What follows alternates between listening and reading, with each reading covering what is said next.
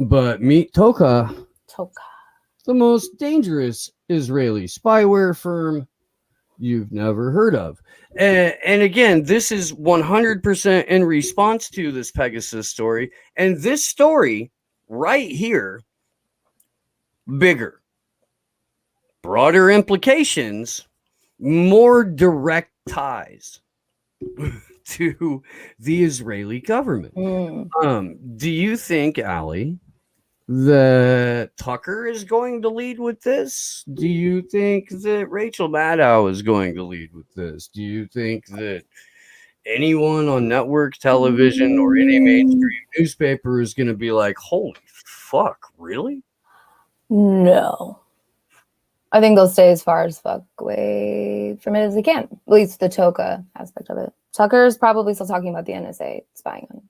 That's true. And I mean, my God, dude, he was right. You know, like he was. So, this past Sunday, an investigation into the global abuse of spyware developed by veterans of Israeli intelligence unit 8200 gained widespread attention as it was revealed that the software, sold to democratic and authoritarian governments alike, had been used to illegally spy on an estimated 50,000 individuals. Among those who had their communications and devices spied on by the software known as Pegasus were journalists, human rights activists, business executives, academics, and prominent political leaders. Among those targeted political leaders per reports were the current leaders of France, Pakistan, South Africa, Egypt, Morocco, and Iraq. The abuse of Pegasus software in this very way has been known for several years. Though these latest revelations appear to have gained such traction in mainstream media owing to the high number of civilians who have reportedly been surveilled through its use. The continuation of the now years-long scandal surrounding the abuse of Pegasus has also brought considerable controversy and notoriety to the Israeli company that developed it, the NSO Group.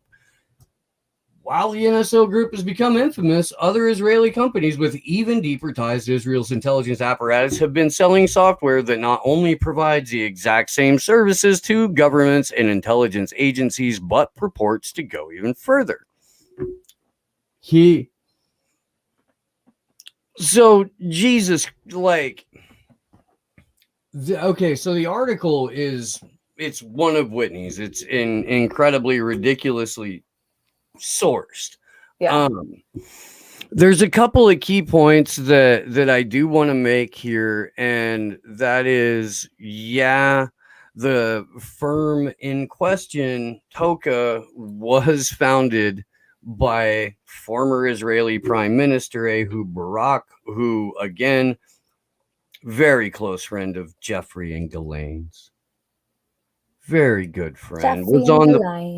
Was on the plane, was on the island. Oh, wow. Former Prime Minister of Egypt, was also involved in a number of business ventures with Jeffrey Epstein. So here's what's weird. In addition, the software is only made available to governments that are quote unquote trusted by Israel's government, which works closely with the company. That's funny. Despite the fact this firm has been around since 2018 and was covered in detail by this author for Mint Press News in January 2020, no mainstream outlet, including those that have extensively covered NSO Group, has bothered to examine the implications of the story. Now, we did talk about it a little bit when the story came out, and we've done a number of pieces throughout the last year and a half, couple of years on Unit 8200. But I mean, really. And here's what I don't want to happen, you guys. I don't want, and I'm going to do everything possible. I already texted Burmis and I already sent him the article. And I was like, hey, look, no, you just had Jones on this morning. Send this fucking thing to Rob Dew, Alex Jones's producer. Just fucking, please send it to Dew. And he's like, oh yeah, I'll take a look at it and fucking make sure that it gets over. Whether or not somebody with Alex Jones's platform covers it, I don't know. I don't. But if like the fucking 10 million people that are registered to fucking InfoWars, if they see it, if half of them see it, That's a plus. You know, I mean, shit, dude. Like, but guys, fucking tag people that have already had Whitney on their show. Tag Tim Dillon with the article. Hey, you know, when's the last time you talked to Whitney? It's been a little while. It's time to bring her back. Yeah, I'll do that later. Because he had Glenn Greenwald on, and also Tim. Wow, the Unlimited Hangout podcast with Elizabeth Voss is out. Yes, and it is fucking awesome. And we're going to be having her back on soon, because it's been too long. It really has. It's been fucking long. Like, and dude, like that's kind of intentional. She went back to grad school, got married. Like all kinds of cool shit has been happening to her, like for her and with her. Like, so she's stoked, you know, and not trying to like, I don't know, fucking pull her away from a master's program. That sounds stupid. A lot. Yeah, that's a lot. But I mean, if but it's summer. She's not back in school yet. She had time, you know, put the article out.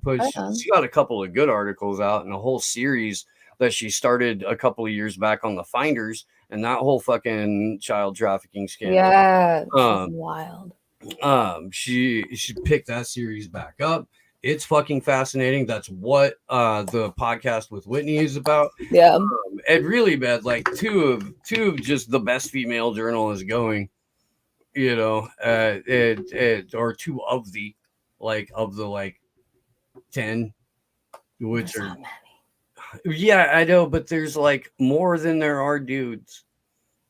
I think I would say so. That are doing the kind of and the quality of investigative journalism work and the like on the ground reporting that you get from Whitney in terms of research and investigations, or fucking Bealey or Eva Bartlett. Fucking Elizabeth Voss does incredible work. Caitlin Johnstone outrights 95% of the people on the planet, like every day, just in her Twitter thread. It kills people, you know. And so I don't know, dude. I mean, like, I'm just out here reading. Yeah, that's all you can do. No, that podcast though, I would highly recommend it to everybody. I listened to it yesterday. It was really good. I mean, probably one of my favorites actually that I've listened to, just because that story about the Finders in general. It ties it all together with like other aspects that you might not expect. I will leave it at that. But going back to this, and this is here's where I really want people. This is like the bigger takeaway. And the thing that I want to drive home is what Toka actually sells and who they're selling it to, and the array of tools that are available, because Pegasus only works with phones. That's what it's built for. Like, they could probably get away with it on a computer, maybe, but designed for specifically the iPhone, it was adapted for Androids, but originally only targeted iPhone. So Pegasus limited in its scope in terms of use. Toga was launched in 2018 with the explicit purpose of selling a tailored ecosystem of cyber capabilities and software products for governmental, law enforcement, and security agencies. According to a profile of the company published in Forbes shortly after it launched, Toka advertised itself as, quote, a one-stop hacking shop for governments that require extra capability to fight terrorists and other threats to national security in the digital domain, end quote. Toka launched with plans to provide spy tools for whatever device its clients require, including not only smartphones, but a, quote, special focus on the so-called Internet of Things. Per the company, this includes devices like Amazon Echo, Google Nest connected home products, as well as connected fridges, thermostats, and alarms. Exploits in these products discovered by Toka, the company said at the time, would not be disclosed to vendors, meaning those flaws would continue to remain vulnerable to any hacker whether a client of Toka or not.